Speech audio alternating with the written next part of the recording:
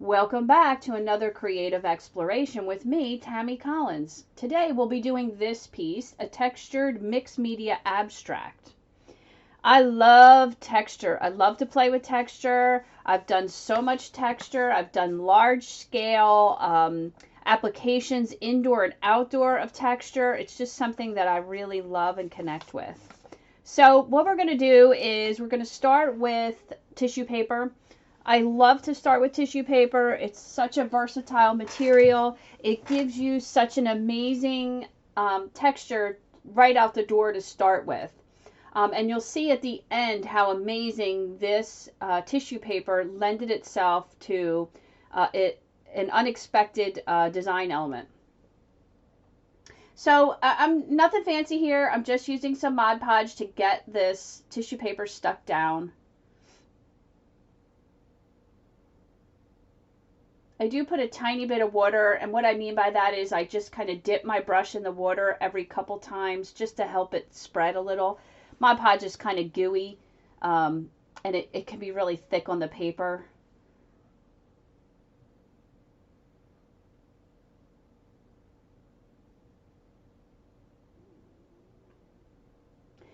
So when I stick this down, I intentionally sort of push it to put more wrinkles in there, if you will. And then I'm just taking a paper towel to kind of just push the tissue paper into the main paper, which is 140-pound watercolor paper. I'm just really kind of pushing it down. I use the paper towel because it gets a little sticky because it's tissue paper, so you know the Mod Podge or the medium that you're using is going to come through slightly. So I just get this stuck down really good. And then I'm putting a layer on top of it of, again, Mod Podge, just to sort of embed it and seal it down. When there's a really big wrinkle, so see there, I just went to the left instead. That was some water. And whenever there's a really big wrinkle, I really make sure, just like I'm doing there, to get the Mod Podge on all sides of it so that the wrinkle itself is stuck down. And I'm not worrying about 100% coverage because I'm still going to add other layers to this. So I'm just sort of sealing this, pushing it down, and prepping for the next layer. And right here, you're going to see how that's a really big crease. And see how I lift it up and put some Mod Podge underneath of it and stick it back down. I just want it to really be adhered well. You can use a matte medium or, you know, there's lots of different products for this layer. So now I'm going to use this caramel or soft tan tissue paper. I like this color. It feels very antique-y. And I'm just adding this on. My thought here is that in the end this will create some interesting colored layers. So when I add the colors that I'm going to put on here, because this is tan versus the white, it will change the dynamic of the color that I put on, which will naturally give it variations. So it will begin to feel like aged leather or something along those lines. So I'm just repeating the same process, putting the tissue paper down, using a paper towel to kind of push it in. Now I have some printed paper here. It's like black with a sort of a gold decorative paisley style pattern in it. And I just ripped them up and I'm just adding those on here. Same thing, I'm just using the Mod Podge. And as per my typical self, I did not wait for this to dry in between layers.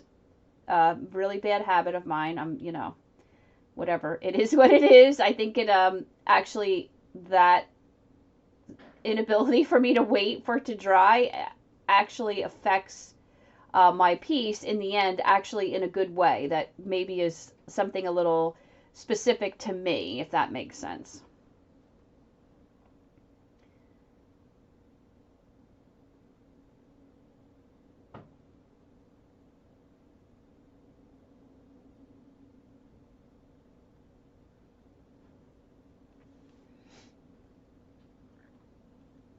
I didn't really know where I was going with that printed paper, but I just felt really compelled to use it, so I just put it in.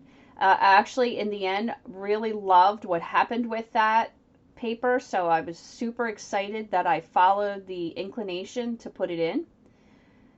So right now I'm just using the back of my brush to really push down that paper, so the paper gets wet from the Mod Podge, and because it's printed and there's a lot of ink on it, it just sort of acts a little weird. So I just come back with the sharp end, or the firm end of my paintbrush to really push it in. And I will do that a couple of times just to make sure it's really stuck down.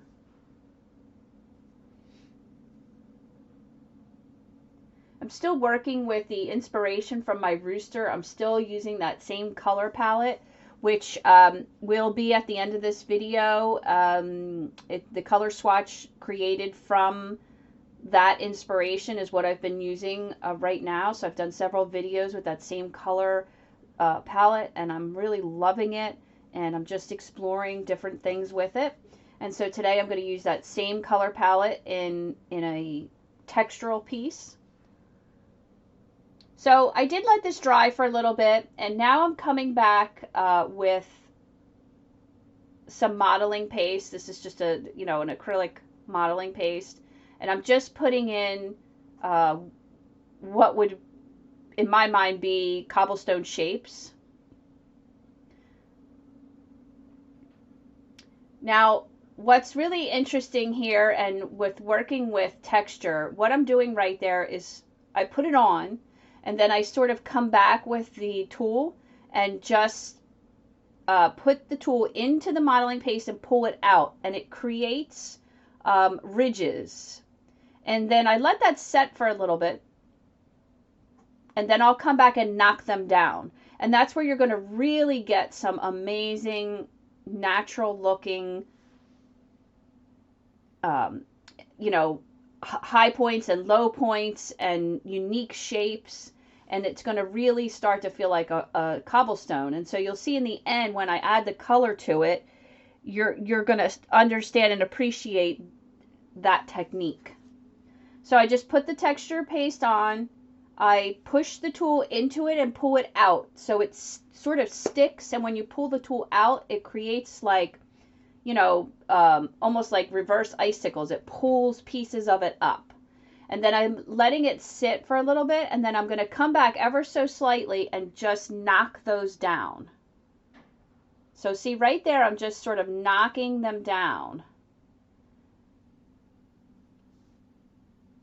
Just a tiny bit.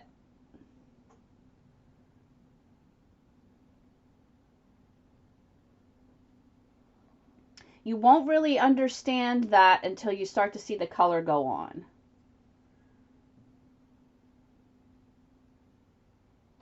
But this is a really great technique that's super simple to do, and anybody can do it. You just pull up some of the, I'm going to try to show you here. You're going to pull up some of the texture paste and then knock it down. That's the easiest way I can think to explain that. Let me know if you want a more detailed video. Maybe we just do a video strictly on that and focus really close with the camera so you can really see. But let me know if you want to see more about that. Maybe it's a video on a couple different texture techniques. Maybe like creating tree bark and cobblestones or something along those lines. But let me know if you want me to do that video. Be sure to like and subscribe. Of course, if you know of anyone that would like to see these videos, I'd appreciate you connecting us or sharing and letting people know. Right now, I'm just coming back with some white gesso to seal that modeling paste, so that when I put some color on there, it sits better.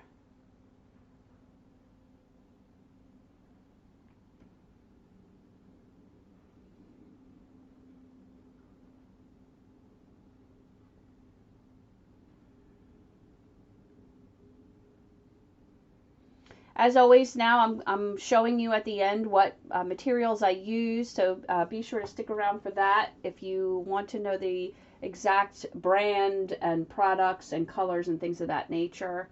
I find it much easier than having to go and write it all down in the description. That is a bit cumbersome. It's much easier for me to just show you while it's right here in front of me. You can stop it, you can pause it, you can, you'll have the information there. So right now, what I'm doing is just sort of putting in a slice line where the tape is in order for me to be able to get the tape off after. I really like to do this while it's wet, and I didn't do that while it was completely wet, so not all of this is going to come off. But that's okay. I just want the bulk of it off, and I want to pre-slice that line so when I rip the tape, I don't have as many problems.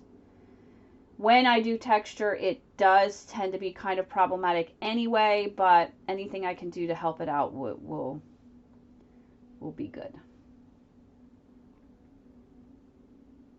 Okay, so I've let this dry a little bit, and I'm coming back in with some Tombow, and I'm just putting the color on there. I like to use the side of the brush, just get a little color on, then I add a little water. And right now what my goal is to tint the tissue paper and get it in all the cracks and crevices so that it begins to take on a life of its own. So there I'm trying a gray. I wasn't really thrilled with the gray, so I moved off of it.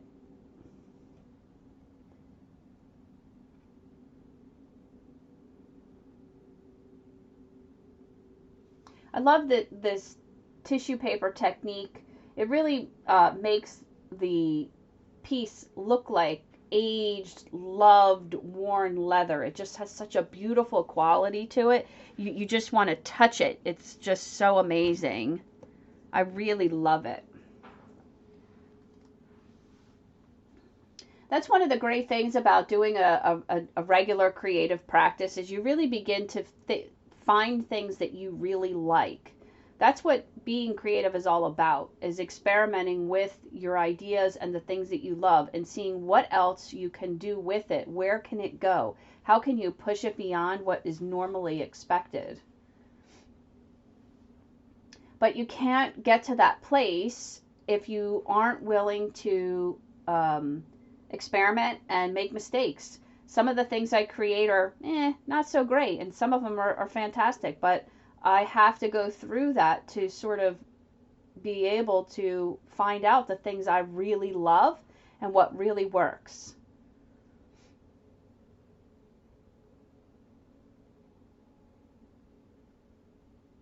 And my whole reason for doing these videos is to encourage you, inspire you to do that. So however I can help you do that, let me know. So basically what will happen here is I'm going to use a couple of different colors of brown on the tissue paper.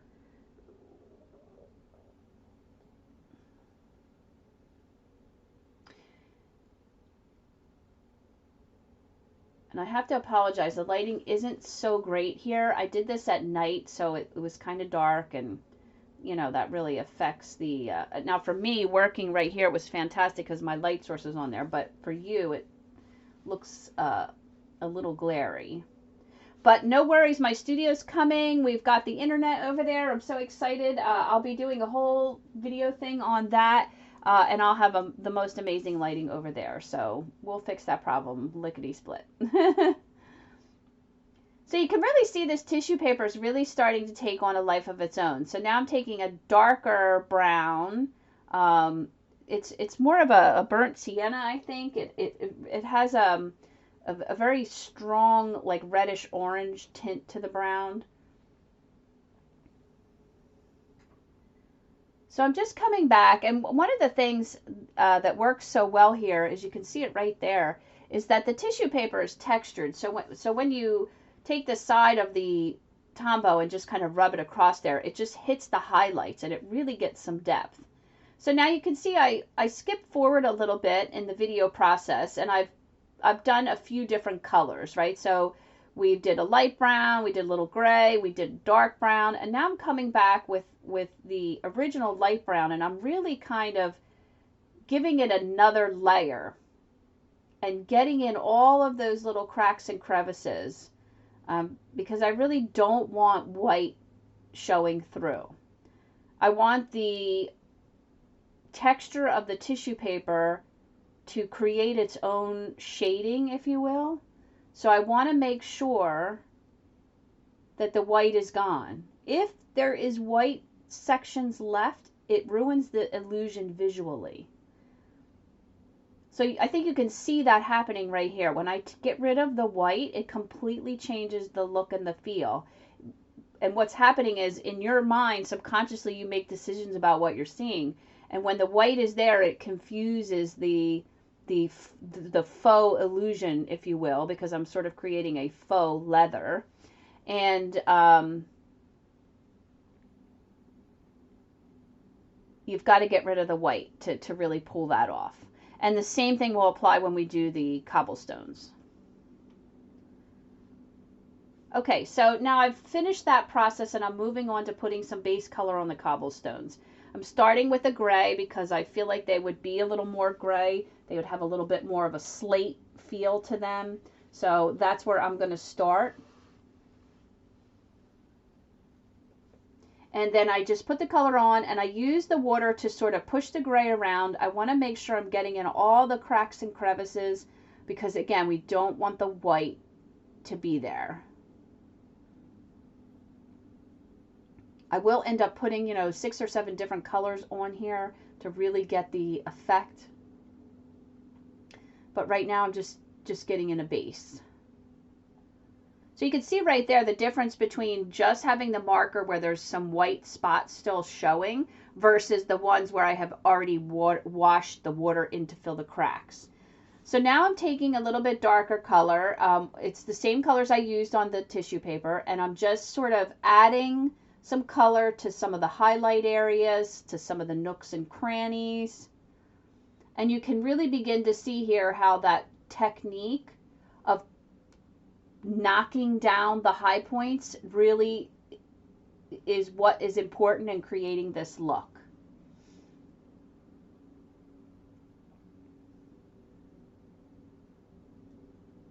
Okay, so I just skipped forward there. I just finished out those cobblestones and I came back and I hit them with a little bit of an even darker color. And so right now I'm putting some shading on there. I want the, shading to make the rocks look three-dimensional and help complete the visual illusion.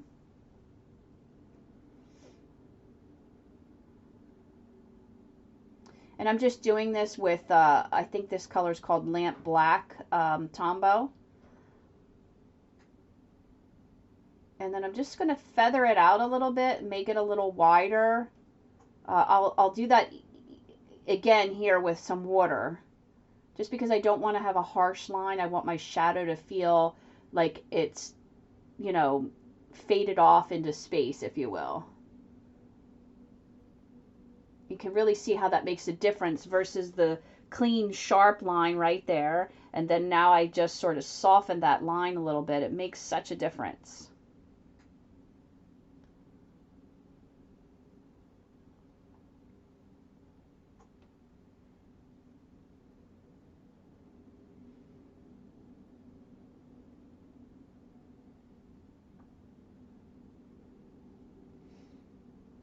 This piece did go way beyond my normal creative time. I knew that when I was working with texture, it was going to take longer. It's why I did this piece at night when I had more of an open-ended quitting time, if you will, because it didn't matter how long it took me. But I did start this piece. It took me about 3 hours in total, and that's because there's some dry time that had to take place in between, and some detail that really I added in. And then I did come back the next morning and record about 10 more minutes just so I could show you a technique. I ended up at the last minute doing a whole other layer that I didn't anticipate, and I wanted you to see that because it really took the piece over the top. and it really just got me so excited about it. So now I'm just adding in a little bit of, I think this color is called chrome yellow. Um, it's a bit harsh, but you'll see how powerful it is once I blend it out a little bit. And what I'm doing here is each time I'm making sure that I'm hitting different high points and low points and crevices and that sort of thing.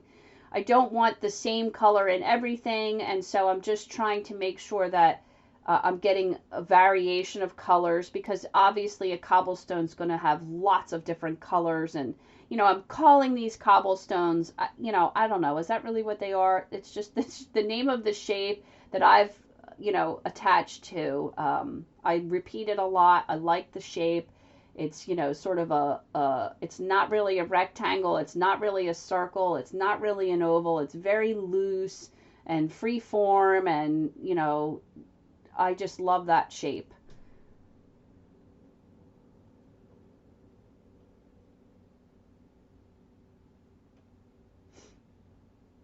So it's interesting here because in this piece I'm combining everything I love, which I didn't start out doing that. When I started out, I was just going to start with the texture, and the color was the only concept I had in my mind.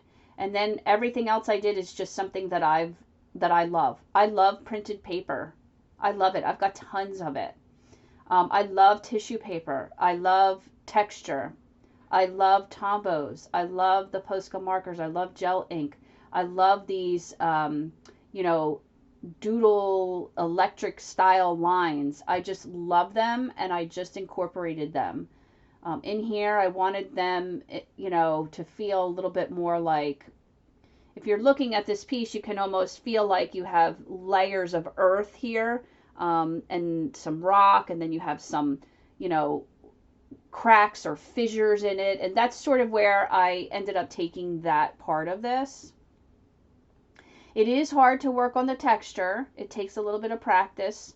The marker doesn't want to flow perfectly, but I love how that affects the line and the outcome and what happens to it.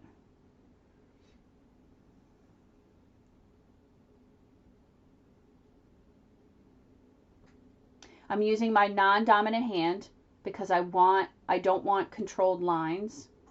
I want them to be, unstructured and just loose and free. And so I'm going to come back and thicken those lines up a little bit and round off my corners. This is sort of the meditative process that I love, that comes from neurographic art.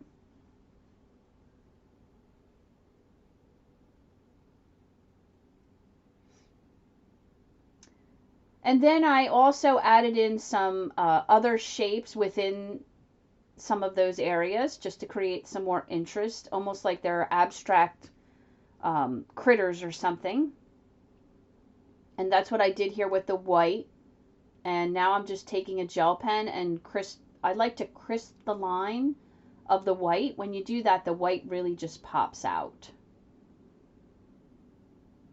Again, this is difficult to do on the texture, but I like the way that look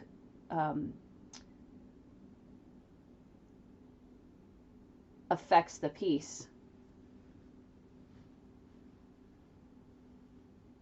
But you can really see now with the rocks there, you can see how the color is settling into the crevices, and you can really see that texture technique, how powerful it is in that application.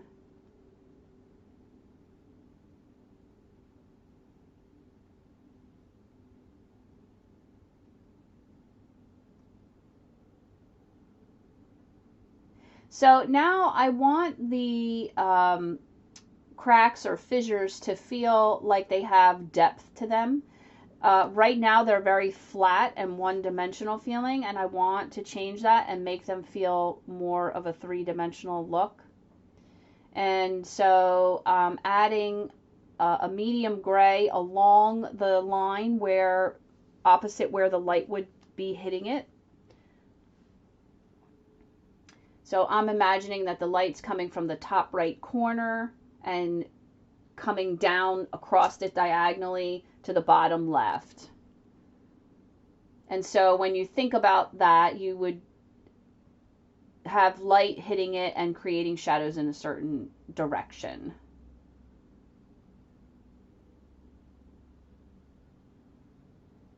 So it would really be only applied to one side of the line.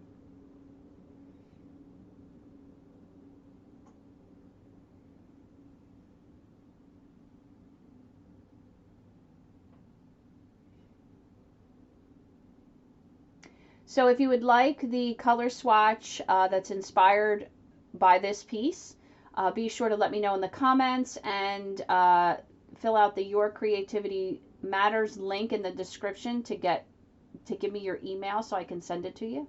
But you got to tell me in the comments that you want it.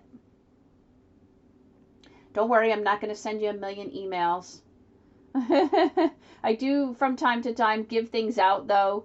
I have been known to take pieces and turn them into coloring pages and give those out. Those are a great tool for sort of practicing and sort of trying your techniques or replicating the techniques I'm showing you to practice. It can help to have a coloring page as a starting point. You can get better quality paper for your printer and print it on that paper so that you can kind of create right on it.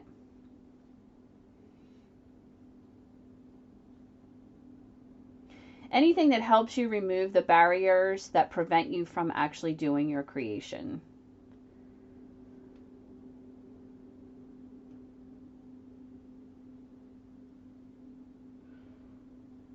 So I'm just doing a little more shadowing work.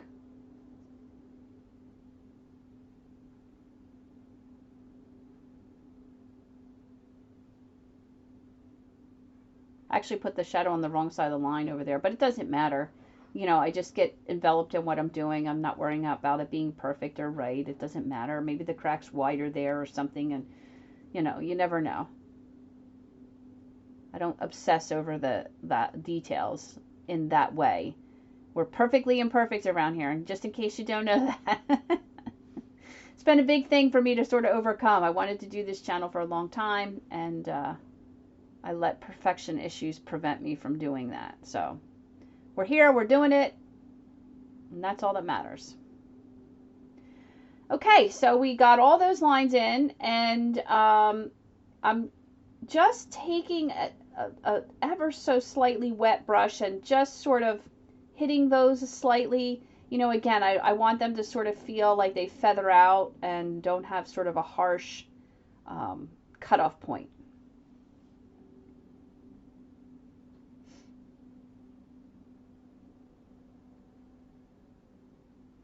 I'm also not doing every single one. I'm just doing, you know, a vast majority of them. Okay, I love a Posca marker, and I don't know, I just felt compelled to do this, and at first I thought, what in the world am I doing? And then after I did that, I got another idea, and I was super thrilled with it. I love the way it came out. I'm happy that I did it.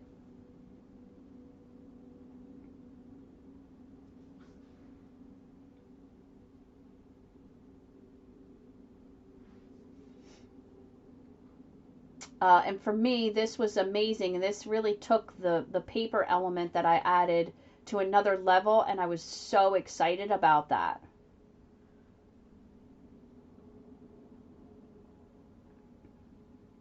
The ochre color of this Posca marker complemented the sort of yellowy lines within the paper that I used. That paper's like a dark charcoal, like a Hershey, or not charcoal, like a chocolate brown, like almost like a Hershey bar.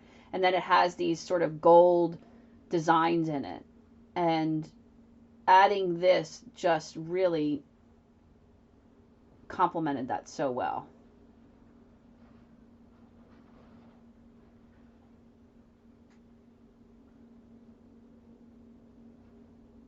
So I really love this detail. This is a really great mark making detail that worked well in here and really complemented everything.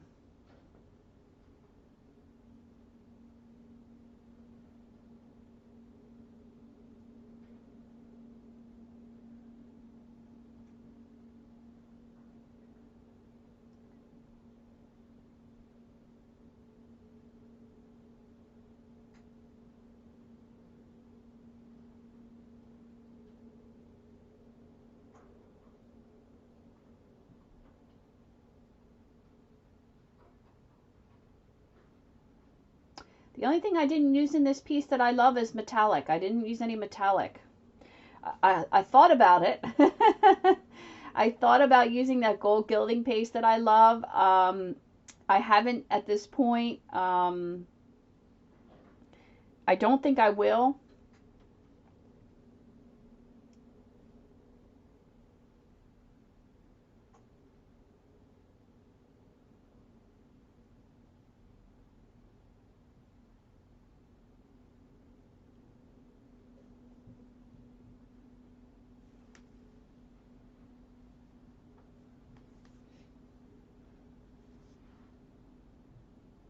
But be sure to stick around for the ends. There's an amazing detail that after the fact, I don't know, it just sort of came over me and I just started doing it, and I had already shut down the computer for the night, so I left a little piece of it for the morning to show you what I did.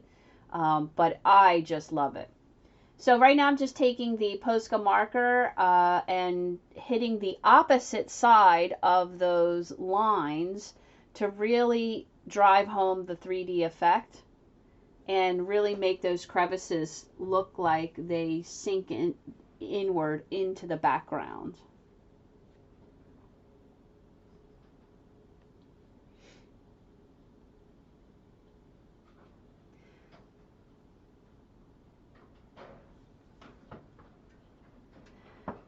Okay, so I took the gel pen and went in and outlined every single little cracks and crevice from the tissue paper. I know that sounds super tedious, but oh my goodness, it really just was such a powerful detail. And so I've already done the upper, 3/4 of this. I left a little bit for the morning so I could really get in and show you what I did here. I'm almost like just letting the pen sort of find the grooves, if you will, and the crevices, and then just sort of outlining wherever it lands. But man, what a detail. I mean, I just got so excited about this. And actually it went much faster than you think.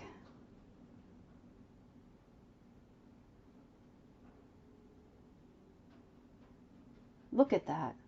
It just makes such a difference. I am going to pull this up closer to the camera to really give you a closer look at this. It was such an amazing detail. I almost just want to do a piece just that. Just the tissue paper and just that. In fact, maybe I will. I don't know. I really want to explore more of that. I've never done that before, and wow. And this is why you do dedicated creative time. This is why you just have fun. This is why you explore. I got an idea to try that with the ink, and wow, it's catapulted to the top of my favorite things list.